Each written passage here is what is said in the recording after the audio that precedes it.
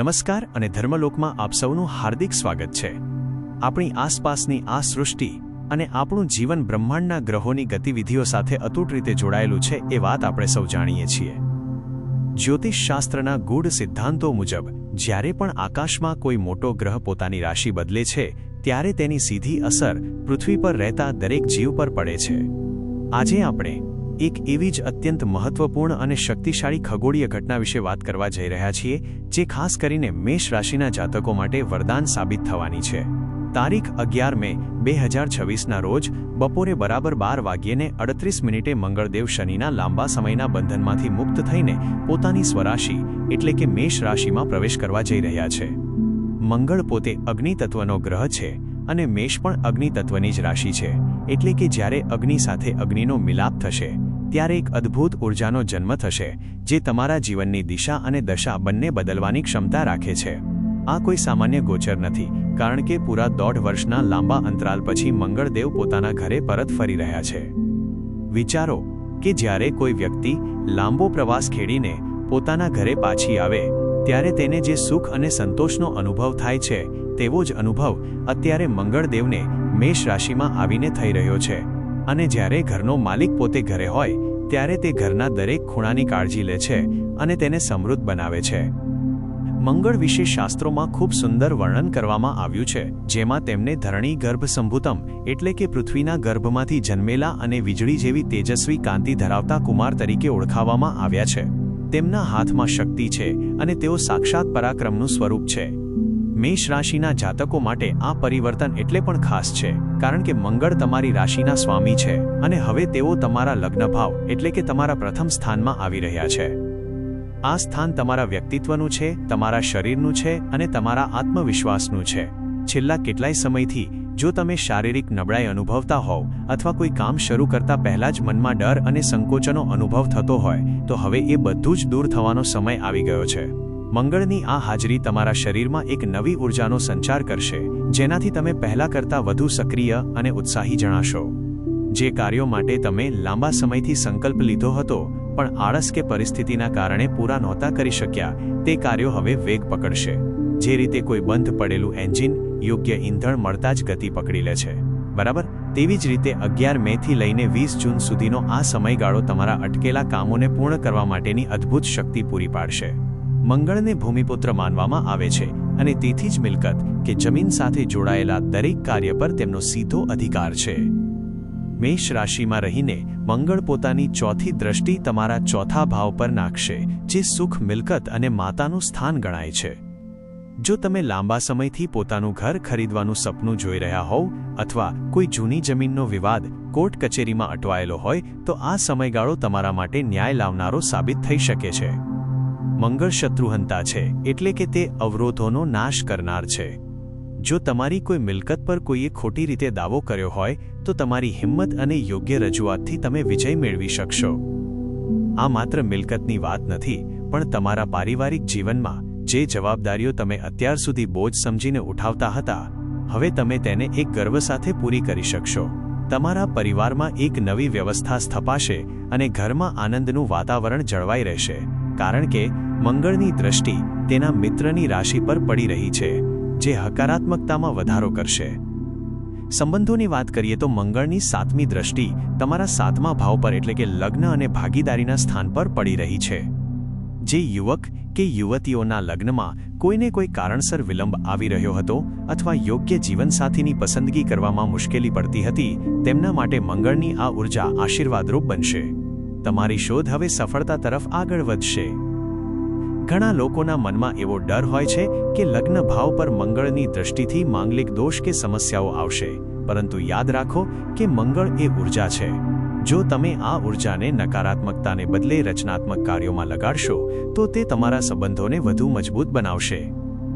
વેપારમાં પણ જો તમે કોઈ નવી ભાગીદારી કરવા માંગતા હોવ અથવા તમારા ધંધાને નવા સ્તરે લઈ જવા માંગતા હોવ તો તમારી અંદર એક અદ્ભુત સાહસ જોવા મળશે।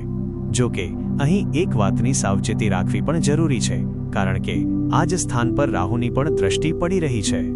રાહુ એ ભ્રમ અને છાયાનો ગ્રહ છે, જ્યારે મંગળ એ વાસ્તવિક દેહ અને શક્તિ છે। આ બંનેની ભેગી અસરને કારણે ક્યારેક જીવનસાથી સાથે અણબનાવ કે જીતના કારણે ઝઘડા થઈ શકે છે.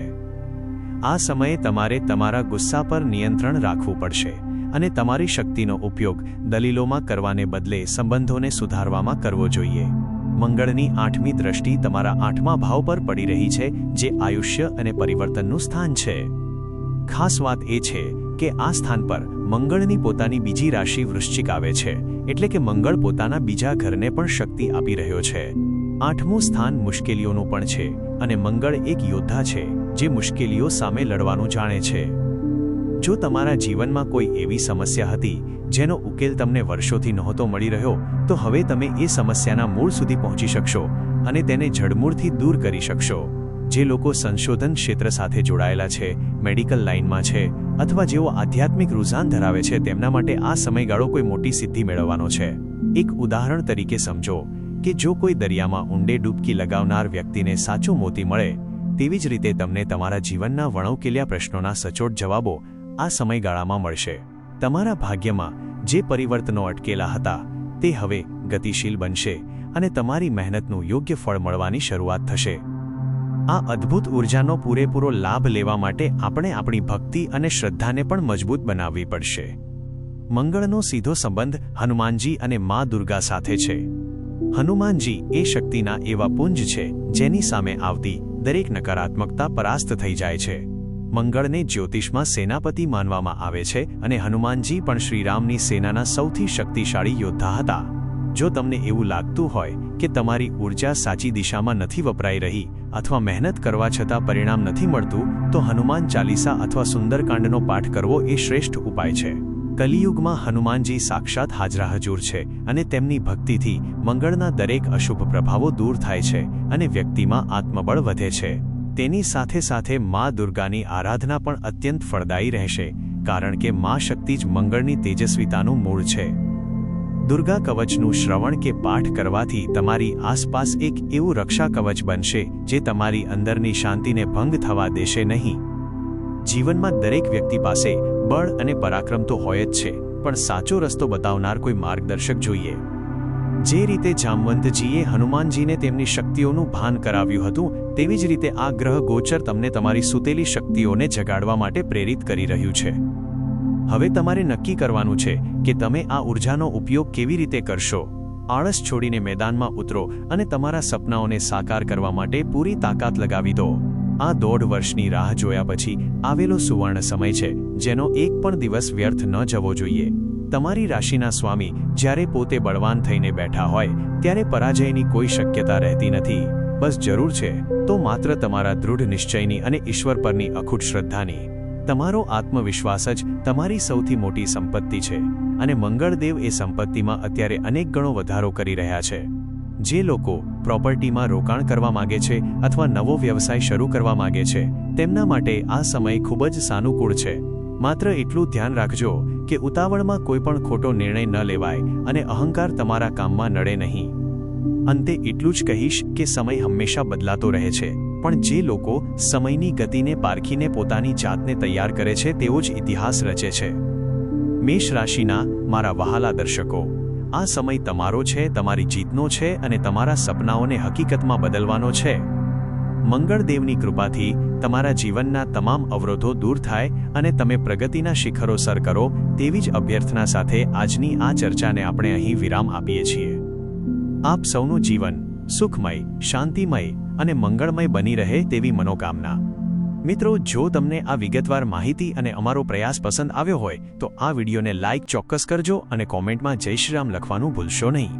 તમારી એક લાઇક અમને આવા જ સાચા અને તાર્કિક વિષયો પર વિડીયો બનાવવા માટે પ્રોત્સાહિત કરે છે.